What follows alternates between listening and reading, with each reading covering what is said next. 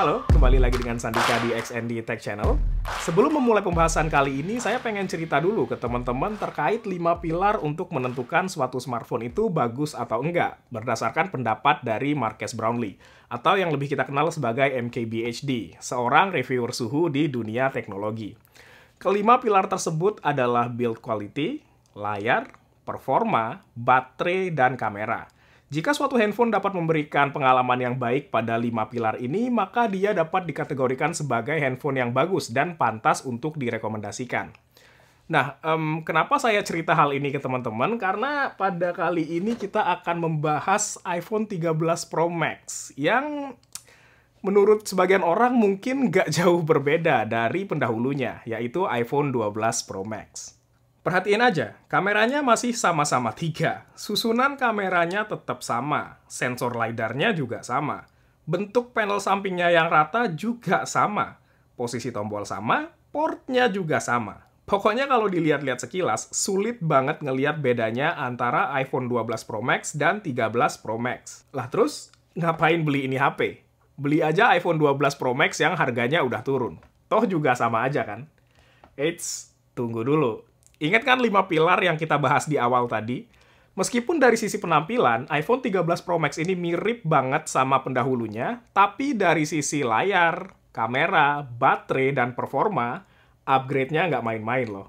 Bahkan saya sampai berani bilang bahwa user-user seri Max sebelumnya, baik XS Max, 11 Pro Max, dan 12 Pro Max, bisa banget mempertimbangkan untuk upgrade ke si 13 Pro Max ini. Penasaran? Mari kita bahas. Kayak saya bilang tadi, kalau dari luar sih si 13 Pro Max ini emang mirip banget sama pendahulunya ya.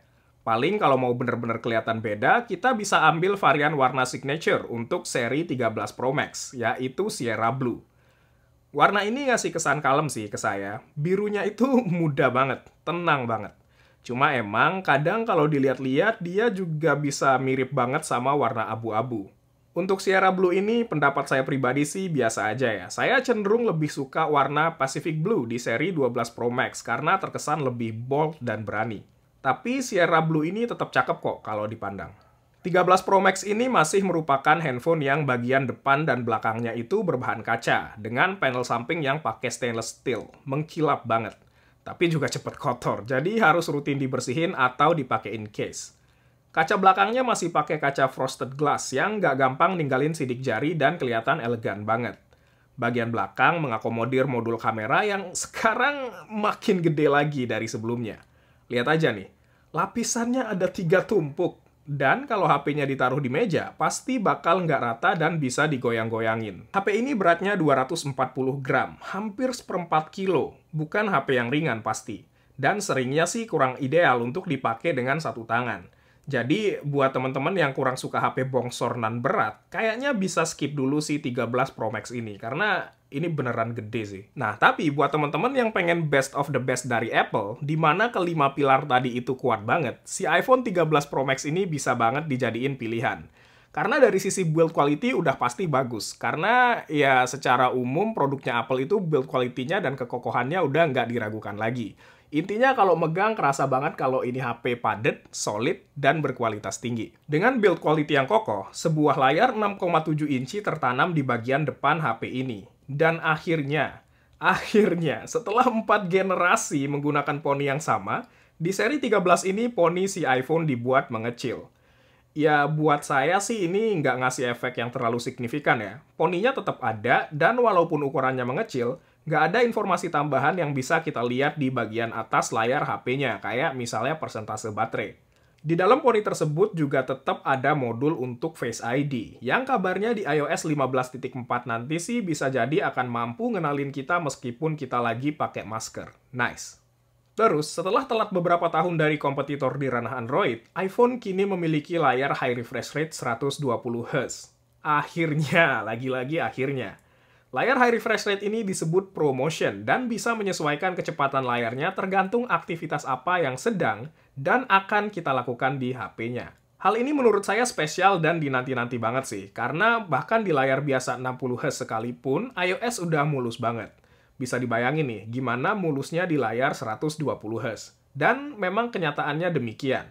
Melakukan berbagai kegiatan harian di HP ini terasa smooth banget. mulus, dengan animasi-animasi yang halus banget khas iOS. Spesifikasi layar papan atas semuanya pasti ada di HP ini. Super Retina XDR dengan dukungan HDR10 yang kecerahannya bisa meledak sampai 1200 nits.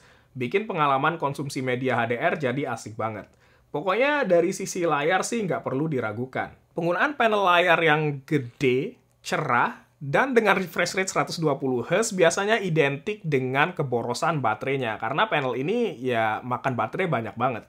Jadi biasanya HP-HP yang pakai panel tersebut performa baterainya ya biasa-biasa aja gitu. Cuma di iPhone 13 Pro Max ini sih, waduh. iPhone 12 Pro Max itu baterainya udah cakep. Dan si 13 Pro Max ini bawa itu ke level berikutnya. Apple klaim sih 2,5 jam lebih lama, tapi wah, gila sih pokoknya baterainya. HP ini bisa dengan gampang tahan 2 hari dengan penggunaan standar. Menurut saya nggak perlu ngomongin MAH lagi lah. Nggak perlu ngomongin screen on time lagi. 8-10 jam sih gampang banget dicapai dengan konsisten di HP ini. Nggak paham lagi saya sama baterainya. Biar dapat perspektifnya, gini deh. Saya nggak pernah setenang ini pakai HP pas sisa baterai saya tinggal 10%. Biasanya di HP-HP lain saya langsung gerusak-gerusuk tuh nyari charger. Tapi kalau di HP ini sisa 10%, saya masih bisa dengan tenang scrolling-scrolling sosmed, denger musik, chatting sana-sini, bisa sampai sejaman bahkan. Baru pas sisa baterainya di 2% atau 1%, baru saya gerasa-gerusuk untuk nyari charger. Jadi emang gila banget. Ngecasnya juga termasuk kenceng, 50% dalam 30 menit. Ya, nggak segila beberapa pabrikan lain sih, cuma ini udah cukup banget karena bahkan 50%-nya HP ini bisa dipakai seharian. 13 Pro Max ini beneran ngasih saya ketenangan soal baterai sih. Nggak pernah khawatir baterai bakal habis meskipun sisa bar baterainya tinggal setengah doang. Secakep itu baterainya. Juara.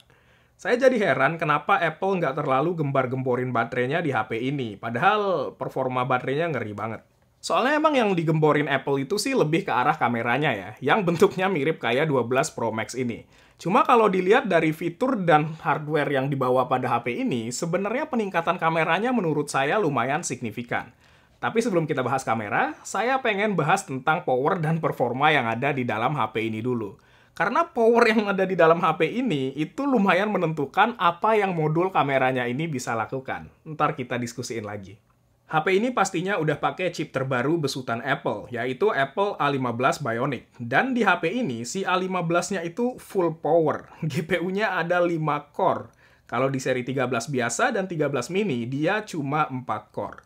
Artinya, HP ini lebih kencang 50% secara grafis dari chip kompetitornya. Ya, meskipun Apple nggak ngespesifikin sih kompetitornya itu siapa, tapi performa grafis HP ini kenceng. RAM-nya sih 6GB doang ya, tapi 6GB di iPhone loh. Dengan optimisasi yang dilakukan Apple antara hardware dan software di HP ini, 6GB udah kerasa cukup banget. Jadi, performa yang bisa kita harapkan juga pasti kenceng banget. Untuk kegiatan harian selama 2 bulan ini, sekalipun saya nggak pernah ngalamin nge-lag yang sampai ngeganggu pengalaman penggunaan HP-nya. Semuanya lancar. Dari sisi kekencengan, HP ini bisa handle Genshin Impact tanpa masalah, smooth dan lancar. Bahkan, sekarang saya jadi lebih sering main di HP daripada di laptop. Kalau Genshin aja lancar, apalagi game lain. Pasti kacang banget. Cuma, masalahnya lebih ke arah thermal sih, ke arah panasnya. Kalau ada di ruangan dengan suhu standar tanpa AC, biasanya setelah main beberapa saat, dia jadi lumayan panas dan bisa throttling, sehingga nurunin FPS-nya. Tapi kalau main di ruangan yang dingin, FPS-nya bisa konstan banget tanpa nge-lag. Agak susah sih ya soal thermal ini, karena ini emang sebuah handphone yang ngandelin pendinginan pasif, nggak pakai kipas ataupun media pendingin lainnya. Nah, gimana sih A15 Bionic yang kenceng banget ini mempengaruhi fotografi di HP ini? Ya, sebenarnya secara umum segala jenis fotografi di HP ini menggunakan kekuatan komputasi ya. Mulai dari kalau kita jepret low light, contohnya dia juga pas lagi ngeproses portrait mode. Cuma ada yang baru dan baru muncul di seri 13 Pro dan 13 Pro Max, yaitu Cinematic Mode, mode sinematik. Ceritanya gini, kalau kita pakai kamera DSLR besar, itu kita bisa dapat efek bokeh yang cakep pas di video. Dan kita bisa pindahin titik fokusnya sesuai objek yang mau kita fokusin, serta bikin hal lain di depan atau belakang objek tersebut jadi ngeblur, atau biasa kita kenal dengan bokeh. Teknik ini disebut dengan focus racking. Di HP, hal ini sulit banget dilakuin, karena emang keterbatasan kemampuan optik yang ada di HP.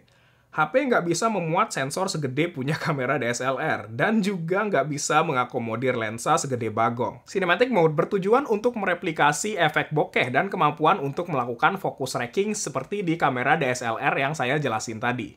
Tapi di smartphone. Caranya gimana? Yup, dengan komputasi. Jadi Apple berpikir daripada dia pusing-pusing untuk coba naruh elemen optik sekuat kamera DSLR di HP-nya, lebih baik dia manfaatin kekuatan komputasi yang dia punya untuk coba nandingin efek yang bisa diberikan oleh kamera DSLR. Karena untuk mewujudkan fitur semacam ini itu perlu pemrosesan yang kenceng banget. Menariknya, kayaknya ini kali pertama Apple ngenalin suatu fitur yang masih belum sempurna gitu, masih setengah jadi. Dan bener, emang Cinematic Mode ini masih ada di tahap yang awal banget. Dia masih sering meleset pas coba ngenalin objek, dan masih sering nggak pas kalau lagi coba misahin antara objek dan background-nya. Tapi saya ngelihatnya sih fitur ini lebih ke arah pernyataan Apple bahwa mereka bakal serius nggarap ini fitur. Dan kedepannya bisa bikin semua orang yang pakai iPhone bisa ngehasilin video sekelas kamera DSLR. Buktinya, si Cinematic Mode ini dikasih section sendiri di dalam aplikasi kamera si iPhone. Jadi, mari kita sama-sama tunggu kelanjutan dari Cinematic Mode generasi berikutnya. Untuk saat ini, nih beberapa hasil shoot yang menggunakan Cinematic Mode yang mendemonstrasikan teknik focus tracking yang saya bahas tadi. Di luar Cinematic Mode-nya, hasil jepretan yang dikasih sama si iPhone 13 Pro Max ini cakep. Modul kameranya dilengkapi dengan 3 lensa, wide, ultrawide, dan telephoto yang semuanya 12 megapiksel. Lensa utama atau lensa wide-nya yang dilengkapi dengan sensor shift stabilization menghasilkan gambar yang tajam, detail dengan warna yang enak dipandang, serta background blur atau bokeh yang kelihatan lumayan natural.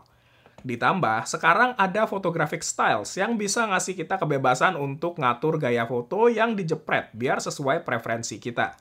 Lensa ultrawide-nya yang kini dapat upgrade menggunakan lensa dengan bukaan yang lebih besar juga menghasilkan gambar yang cukup konsisten dari sisi warna dan ketajaman dibandingkan dengan lensa utamanya. Meskipun ya kalau kita lihat secara teliti, dia nggak setajam lensa utama, khususnya pada bagian pinggiran fotonya. Tapi ini tetap lensa ultrawide yang bagus dengan output gambar yang cukup memukau, khususnya kalau lagi banyak cahaya. Ditambah, lensa ultrawide ini kini mendukung mode makro yang bisa bikin kita jepret objek dari jarak paling dekat itu 2 cm aja. Dan karena dia pakai lensa ultrawide-nya yang udah pasti lumayan bagus, hasil jepretan makronya juga cakep. Pasti jauh lah dibandingkan lensa-lensa makro yang asal ada 2 megapiksel di HP-HP yang lain. Upgrade juga datang dari sisi lensa telephoto. Yang paling kelihatan, sekarang zoom-nya kuat sampai 3 kali. Lebih jauh dibandingkan iPhone 12 Pro Max yang cuma bisa sampai 2,5 kali zoom. Foto yang dihasilkan tajam dengan detail yang dapet banget, serta udah pasti konsisten dengan lensa yang lain. Tapi, saya nemuin sedikit pengalaman yang ngeganggu dengan kamera telefotonya. Kalau kita nih, dari lensa ultrawide, langsung pindah ke telefoto, ada jeda sebelum lensanya beneran pindah. Padahal di viewfinder-nya udah maju. Jadi, kalau kita ganti dan langsung jepret, dia masih berada di lensa ultrawide untuk sesaat dan hasilnya jadi buluk banget. Semoga bisa segera dibenerin pakai update software ya. Hasil night mode dari kameranya juga lebih baik daripada iPhone generasi sebelumnya. Sedikit lebih tajam dan lebih minim noise, khususnya di lensa utama. Karena untuk ultrawide dan juga telephoto, saya nggak terlalu ngarepin hasil night mode yang terlalu ciamik lah. Cuma kalau mau jepret gelap-gelapan, mending pakai kamera utama aja.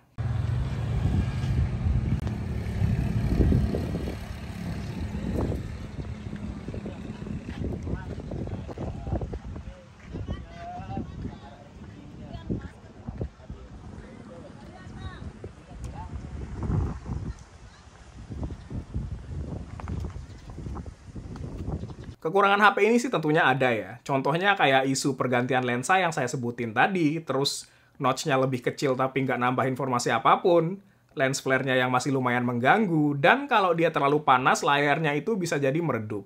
Cuma menurut saya, secara keseluruhan, kekurangan-kekurangan tadi itu bukan sesuatu yang terlalu major ya, dan sangat mengganggu pengalaman penggunaan sehari-hari, dibandingkan dengan kemajuan dan upgrade yang dibawa oleh handphone ini. Menurut saya, secara umum peningkatan-peningkatan di iPhone 13 Pro Max ini, meski terkesan minim, itu cukup signifikan. Karena semua upgrade-nya menyentuh dan memperkuat pilar-pilar yang kita diskusiin di awal tadi. Baterainya jadi mantep banget. Kameranya dapat upgrade yang cakep, chipnya powerful abis, dan sekarang layarnya makin memanjakan mata. Jadi menurut saya, dengan semua yang dibawa HP ini, teman-teman yang mencintai seri Max di iPhone dan saat ini pakai XS Max, 11 Pro Max, ataupun 12 Pro Max, boleh banget mempertimbangkan untuk upgrade ke si iPhone 13 Pro Max ini. Jadi gimana? Tertarik buat upgrade? Komentar di bawah ya. Sekian video kali ini, kita jumpa lagi di video berikutnya.